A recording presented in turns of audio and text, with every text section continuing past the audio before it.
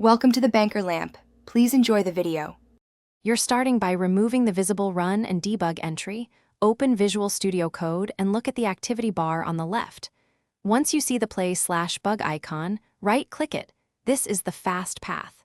Select Hide to remove that view instantly. This is non-destructive and reversible. You're doing this now because it stops accidental entry into the debugger UI. After hiding, make sure the rest of your layout still shows Explorer and Source Control so you don't lose navigation. To fully remove Run and Debug functionality, disable the debugger extensions that provide that view. Open Extensions, enable Show Built-in Extensions, and search for debugger names such as Node or Chrome debuggers. Right-click each relevant built-in extension and choose Disable. Pick Workspace if you only want it gone for the current project, or Global to remove it everywhere. Once you disable them, VS Code will prompt to reload. Do that to finalize removal. This prevents the view from reappearing when extensions re-register their debug contribution.